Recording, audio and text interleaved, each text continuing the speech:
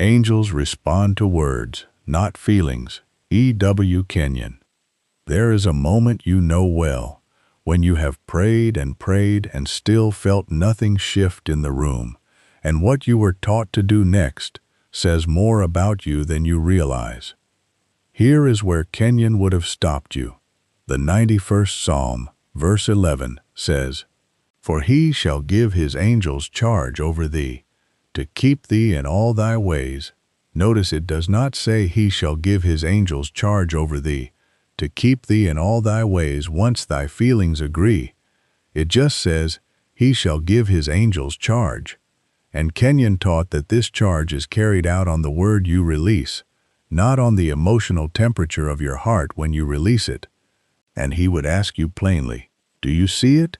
You have been treating your feelings like the address heaven mails your answer to, when your feelings were never the address at all. Your spoken word is the address. And this is the open loop we are going to close today. Because if angels respond to words and not feelings, then every time you waited to feel differently before you spoke differently, you were the one holding up the delivery. So before we go further, say it with me. I speak words my angels can act on. I do not wait for my feelings to catch up before I speak. I trust that heaven answers what I speak.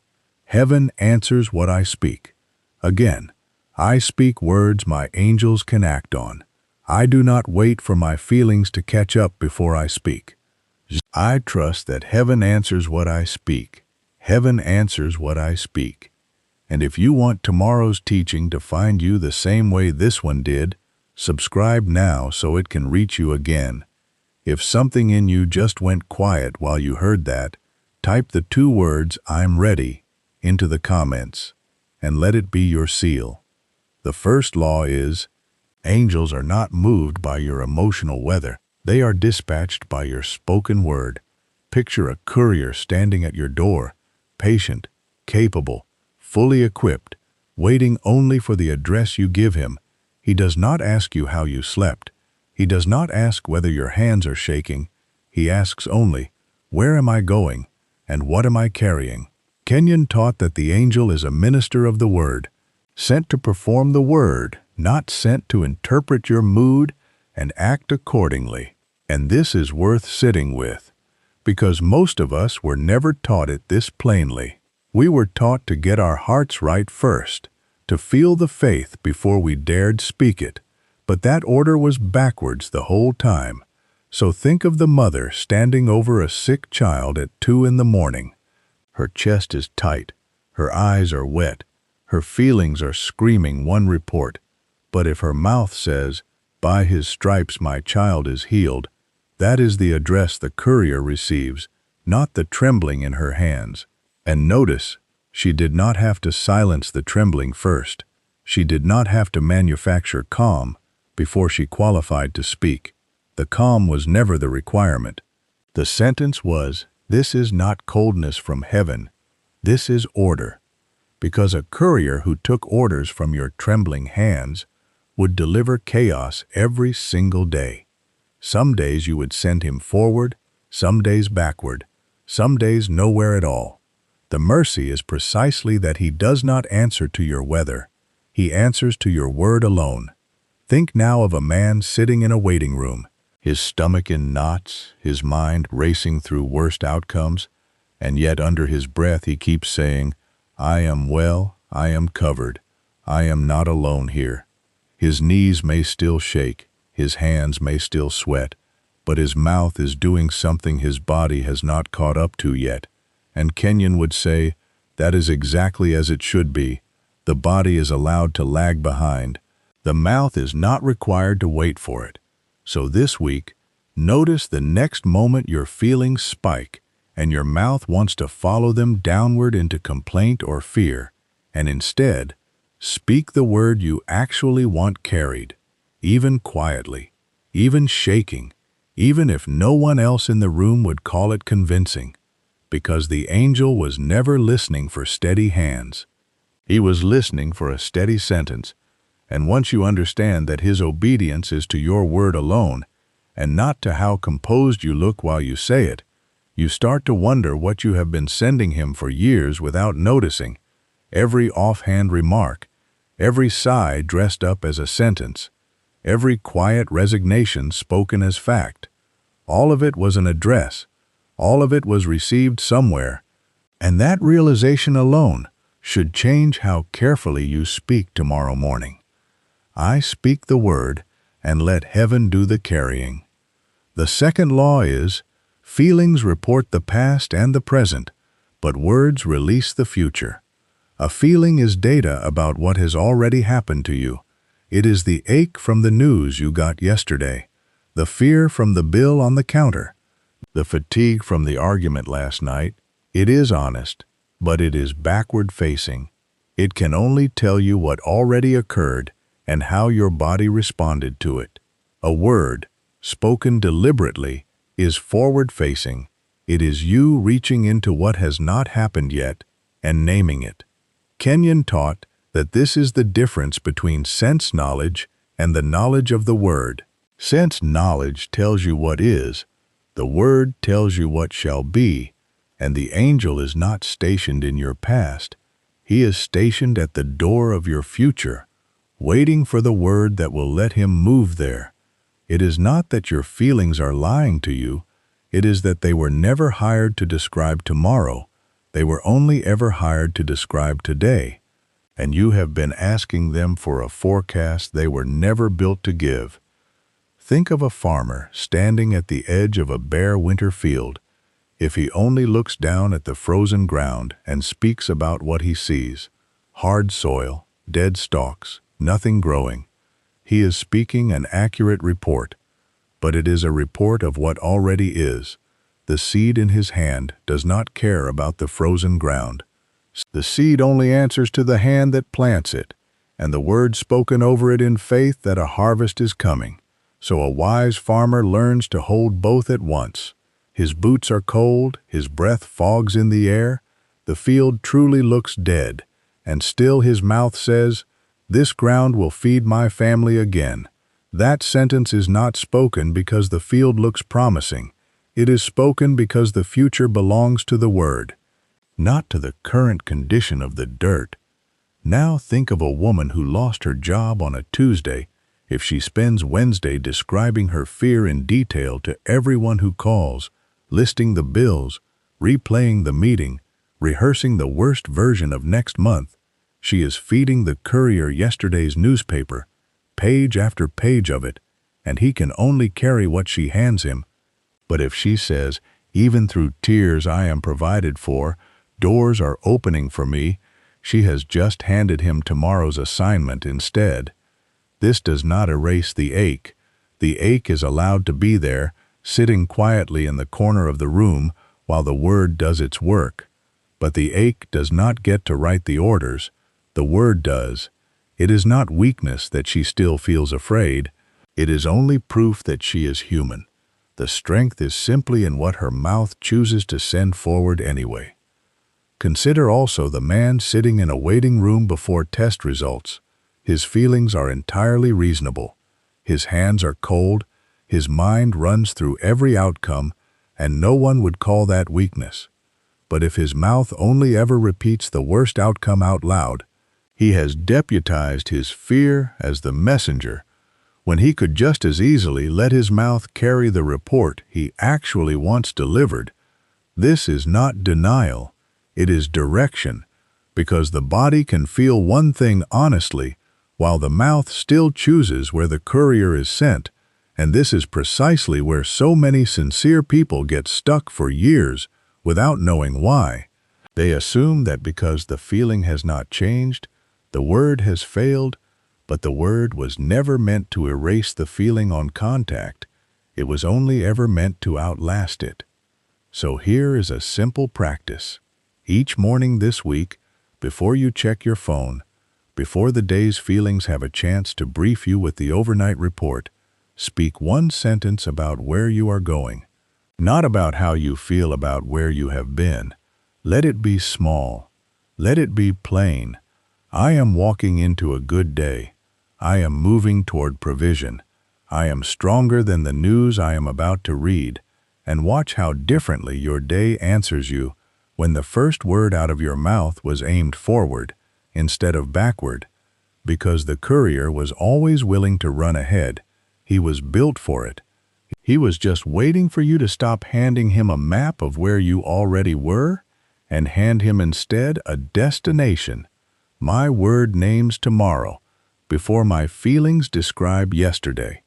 The third law is, the angel is listening for the language of the word, not the dialect of despair.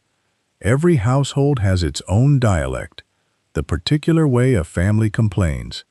Worries, sighs, jokes about disaster before it even arrives, and most of us were raised fluent in that dialect long before we ever learned the language Kenyon called the word.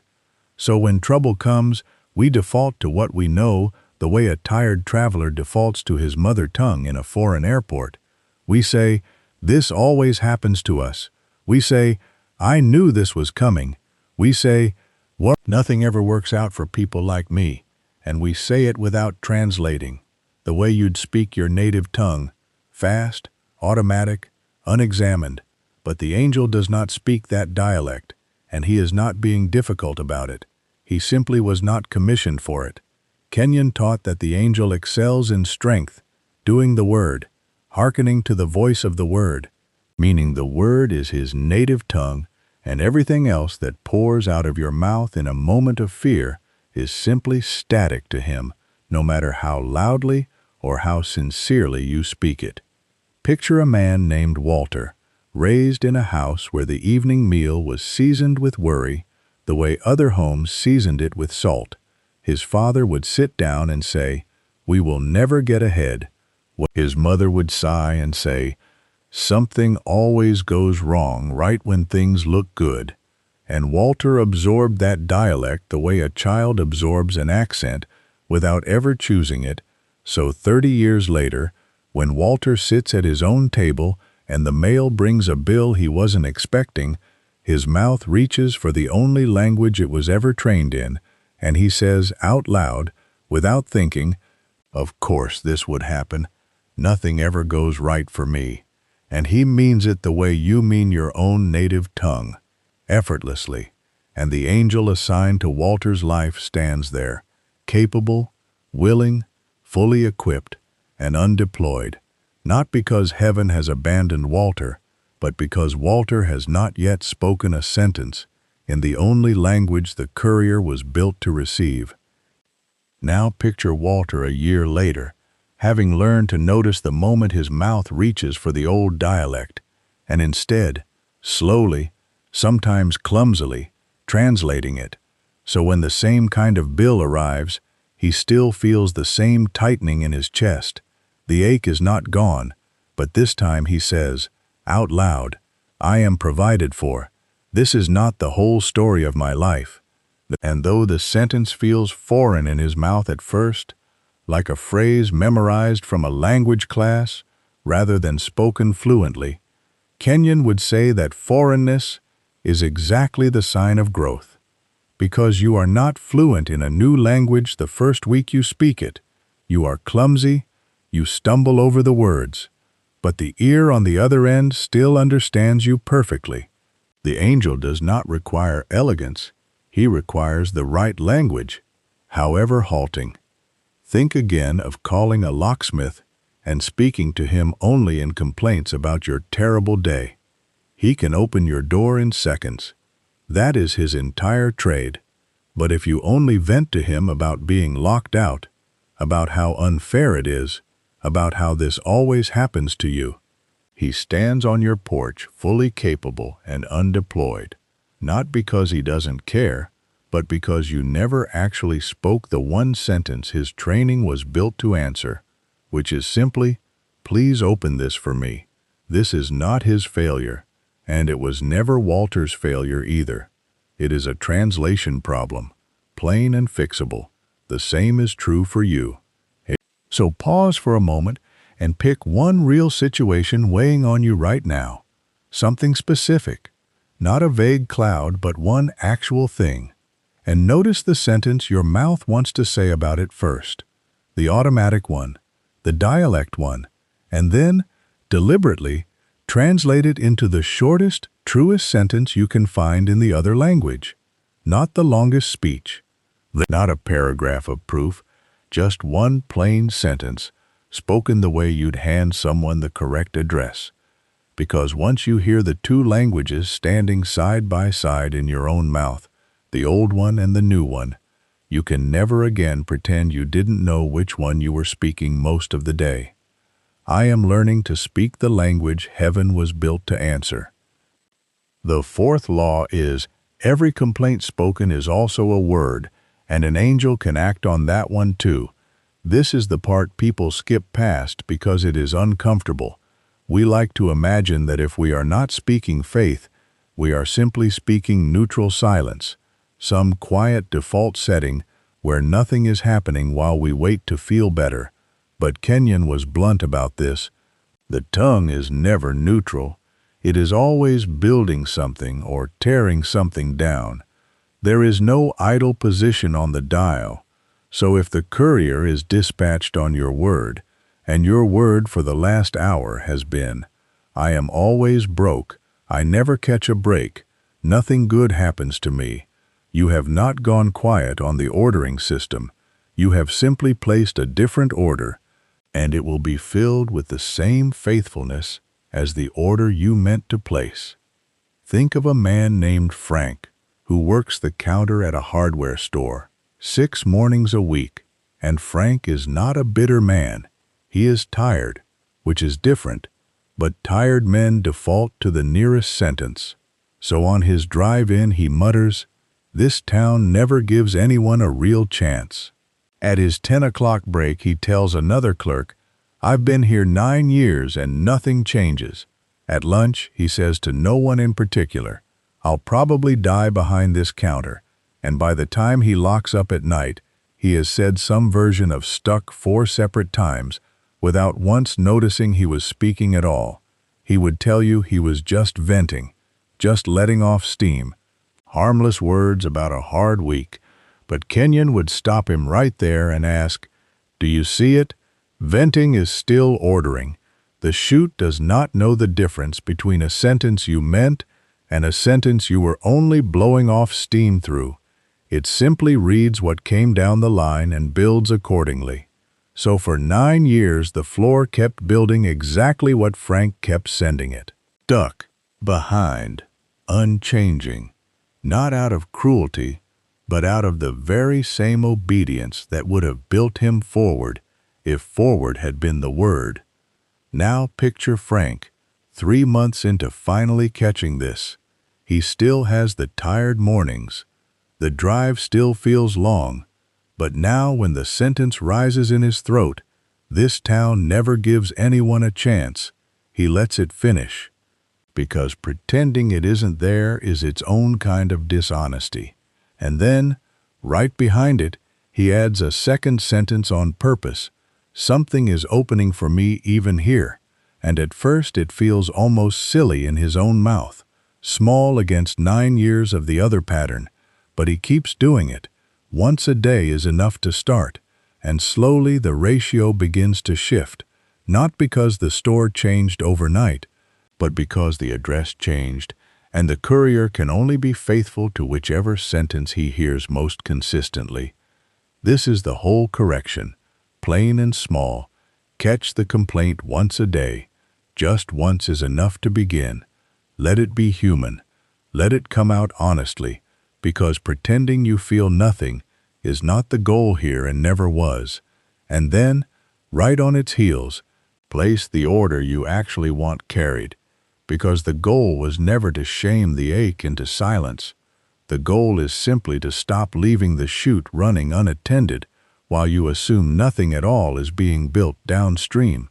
It is not silence versus speech. It is an unwatched order versus a chosen one. I notice what I am ordering and I correct it on purpose. The fifth law is the one Kenyon spent the most breath on, and it unfolds in pieces. So let's take them one at a time, slowly, because this is the deepest room in the whole teaching. First, consider that angels are executors, not counselors, An executor carries out a will exactly as it is written. He does not sit you down to talk through your feelings about the estate. He does not offer his opinion on whether the terms are fair. He performs the document. Picture a bank teller handling a signed transfer.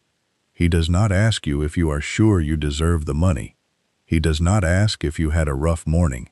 He simply reads the signature and moves the funds. This is the same picture Kenyon gave for the angel.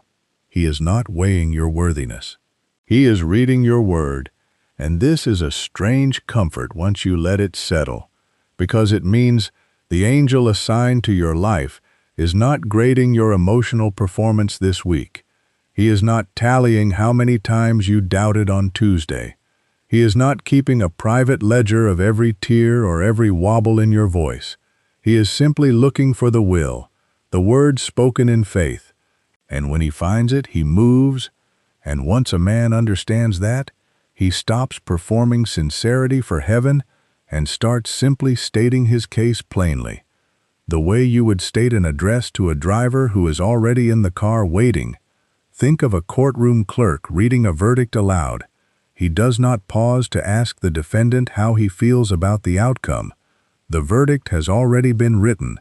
His only task is to read it exactly as it stands, and this is closer to the truth than most of us were ever taught. We imagined heaven as a jury still deliberating on our worthiness, when really the angel was simply a clerk waiting for the paper to be handed to him properly signed. Second, consider that the word must actually be spoken, not merely believed in private. Kenyon was firm here. He taught that confession, the act of saying it out loud, is what gives the angels something to grab hold of.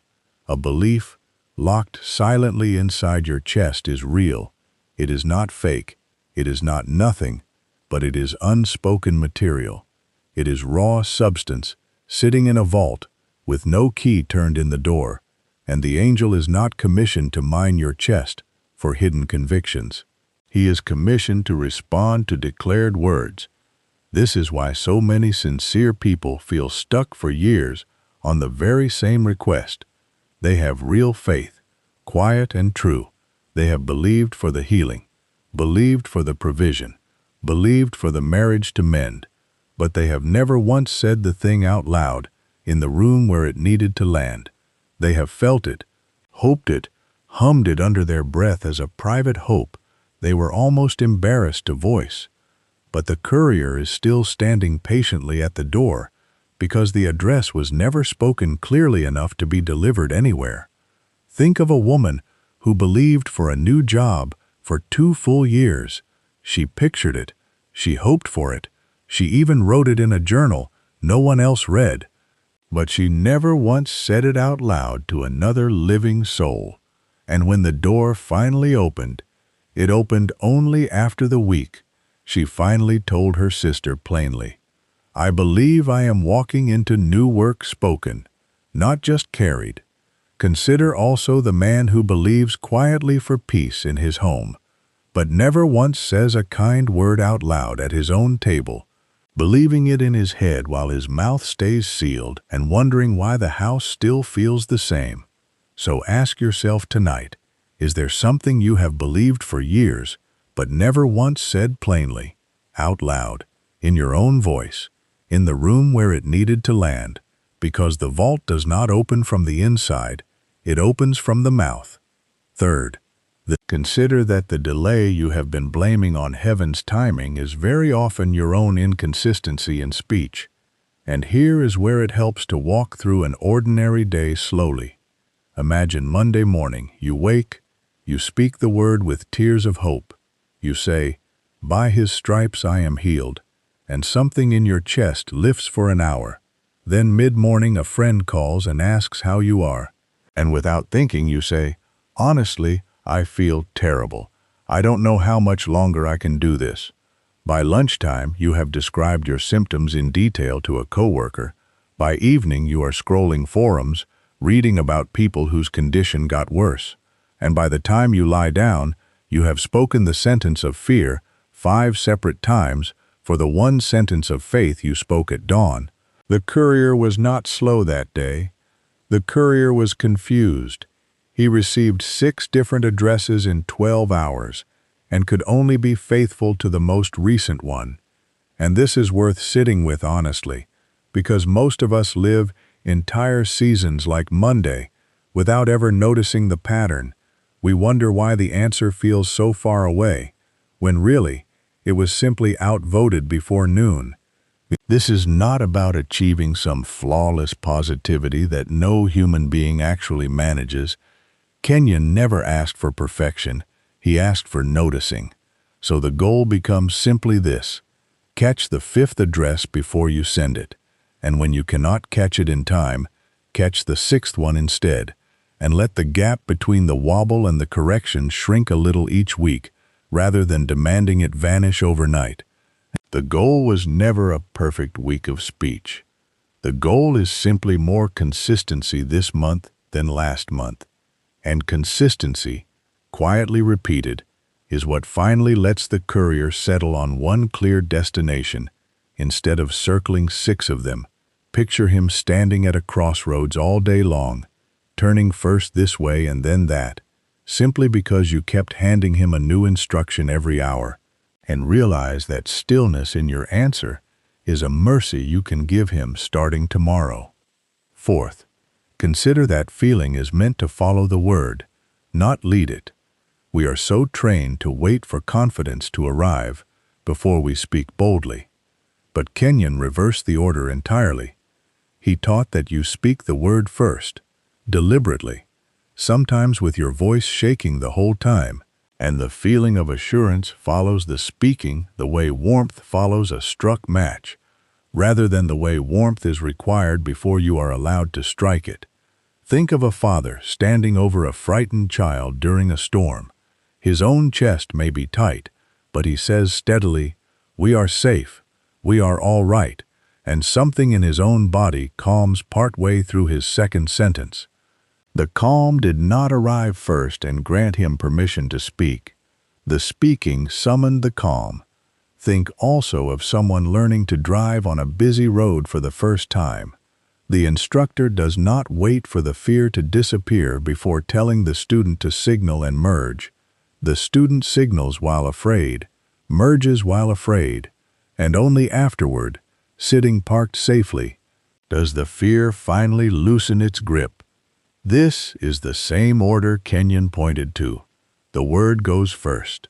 The feeling arrives afterward as a guest walking in through a door you already opened, not as a gatekeeper deciding whether you may open it at all. And if you have spent years waiting to feel ready before you speak, understand that readiness was never going to knock first. It was always going to follow you in after you had already opened the door yourself. So gather all 4 pieces together for a moment. The angel executes rather than counsels. The word must be spoken and not merely felt. The delay is usually inconsistency rather than heaven's slowness, and feeling is designed to follow your word rather than approve it in advance. And once you hold all 4 at once, you realize this law was never really about angels at all. It was about you finally understanding what your own mouth has been doing this whole time, whether you are watching it or not. And once you start watching it, you cannot quite unsee it again. I speak first, and let steadiness follow behind my words. The 6th law is, ownership of this is proven in one small sentence a day, not in one dramatic outburst of faith. People often think the goal is to work up some enormous emotional peak, one great burst of belief loud enough to move the sky, one tearful midnight prayer so intense it surely must count for a year's worth of speaking. But Kenyon's picture of the courier never required that kind of fireworks. He required consistency more than intensity. He required faithfulness more than volume. And this is worth sitting with, because most of us secretly hoped it would be the other way around. We wanted the one spectacular prayer, the one breakthrough sentence, spoken with such fire that heaven would have no choice but to move immediately and permanently. And when that single moment came and went and the room looked the same the next morning, we quietly assumed the whole system had failed us. But Kenyon would say, nothing failed. We simply misunderstood what the courier was actually built to answer. He was never built to respond to a single flare sent up once a year. He was built to respond to a steady signal sent daily. The way a lighthouse is trusted not because it flashes once with tremendous brightness and then goes dark for months, but because it turns, faithfully, the same modest light, all night, every night, without fail. Think of a small daily deposit into an account versus one wild windfall you gamble for once and then walk away from. The windfall might come, but it might also vanish as fast as it arrived, while the account built from small daily deposits is the one still standing years later, quietly, steadily, without needing to announce itself. Consider a man who keeps a small garden behind his house. He does not stand over it once a month and drown it in a flood of water, hoping that single soaking will carry it through the season. He goes out early, every single morning, and gives it just a little, a cup here, a cup there, rain or shine, tired or not, and it is that small daily faithfulness, not the size of any one watering, that eventually fills the yard with fruit. Now picture a woman named Grace, who spent years praying enormous prayers on the hardest nights, the nights when the pain was sharpest, the bills were worst, the fear was loudest, and those nights she would speak beautifully, powerfully, with real faith trembling in her voice. But the ordinary Tuesday afternoons in between, the quiet, unremarkable hours where nothing was in crisis, she said nothing at all. She simply went silent, assuming the big prayer from Saturday night was still doing the work all week long. And she wondered, quietly, why the answer always seemed to slip a little further away by the time the next crisis arrived, until she learned, slowly, that the courier was not living off the memory of Saturday's fire. He was listening for Tuesday's plain little sentence too. And once she began speaking one small, honest word every single ordinary day, not just the desperate ones, something in her situation began to steady in a way the dramatic nights alone had never managed.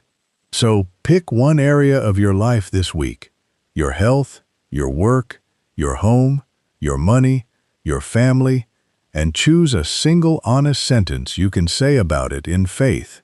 Not a paragraph, not a speech, just one sentence, and say it out loud once a day. At the same time, if that helps you remember, morning coffee, the drive to work, the evening lock-up of the house, whatever anchors your day and will not be easily forgotten, and let that be the whole practice for now. Resist the urge to add 10 more sentences. Resist the urge to make it complicated or impressive, because it was never the size of the sentence that moves the courier. And it was never the eloquence of the sentence either. It is the fact that he can finally count on it showing up, day after day, in the same steady hand, at the same steady hour, the way a family comes to trust the parent who says the same kind, true thing every single evening, rather than the one who says something grand once a year and nothing in between. And it is that steadiness, far more than any single dramatic prayer, that quietly becomes the address heaven has been waiting on all along. So let this week be small. Let it be plain. Let it simply repeat, I say one true sentence daily, and let it become my address. Here is the whole picture. Angels are not moved by your emotional weather. They are dispatched by your spoken word. Feelings report the past, but words release the future. The angel is listening for the language of the word, not the dialect of despair. Every complaint is also an order, so choose it on purpose. The angel executes the spoken word rather than counsels the hidden feeling, and ownership of all of this is proven in one small, honest sentence, repeated daily, rather than one dramatic outburst. And when you line all 6 of these up together, you see they were never 6 separate lessons. They were 6 turns of the same single key. That heaven was never waiting on your feelings to qualify you. Heaven was only ever waiting on your word to instruct it. So think back now to every prayer you thought went unanswered, and consider gently. Perhaps the courier was standing right there the whole time, capable, willing, simply waiting for a clearer address than the trembling in your chest could give him. That is not a story about failure. That is a story about a door that is still open. Say it with me one more time. I speak words my angels can act on. I do not wait for my feelings to catch up before I speak. I trust that heaven answers what I speak. Heaven answers what I speak. And that is the whole quiet secret hiding inside. Angels respond to words, not feelings. Your feelings were never the enemy. They were just never the address. So speak clearly, speak often, and let heaven finally know exactly where to go.